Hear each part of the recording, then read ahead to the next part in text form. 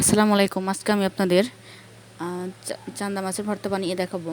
আশা করি আপনার ভিডিওটি ভালো লাগবে। দেখুন, উপরের মধ্যে প্রথমেই ঝুরি করে রাখা পেঁয়াজগুলো দিয়ে দিয়েছি। পেঁয়াজগুলো ভালো ভালো করে ভেজে নেব, তবে বেশি মশমশা করা যাবে না। এটা খুব মিডিয়ামভাবে ভাজতে হবে। দেখুন, এইরকম করতে হবে। বেশি অতিরিক্ত মশমশা করলে ভালো লাগে না খেতে। তবে আমি নামিয়ে নিয়েছি। এখন এই তেলের মধ্যে আমি ধুয়ে রাখা চান্দা মাছগুলো দিয়ে দিব। একদম ছোট ছোট চান্দা মাছ। দেখুন এরকম এত ছোট। এখন এর মধ্যে একটু হলুদ গুঁড়ো দিয়ে নিব ভালো দেখানোর জন্য। একটু লবণ দিয়ে নিব, ভালো করে ভেজে নিব।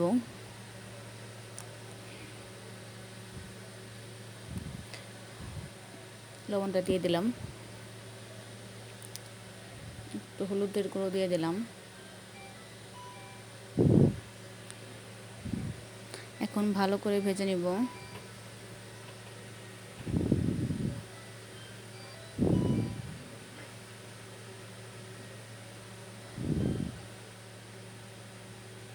বেশি বাড়িয়ে দেওয়া যাবে না, চুলার আঁচটা পুড়ে যাবে তাহলে। দেখুন, আমি কাঁচামরিচটা দিয়ে দিয়েছি।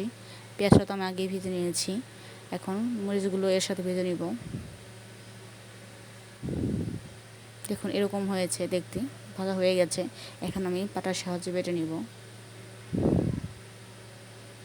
ভর্তা পাটায় বাটা ভর্তাই বেশি স্বাদ লাগে, ব্লেন্ডারে এত মজা লাগে না। দেখুন আমি বাটার মধ্যে নিয়ে নিয়েছি বাটার জন্য। একটু লবণ দিয়ে নিলাম। ভালো করে মিহি করে বেটে নিব, কারণ চান্দা মাছের মধ্যে অনেক কাটা হয়। মিহি করে না বাটলে খেতে সমস্যা হতে পারে।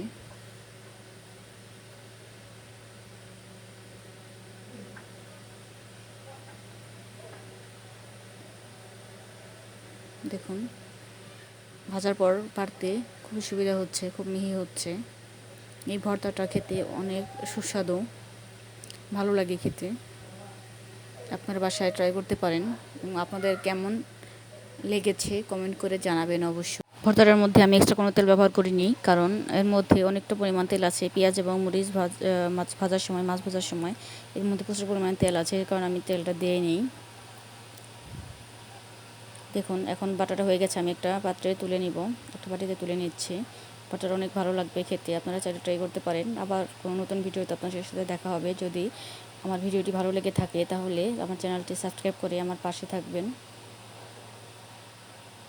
আল্লাহ হাফিজ।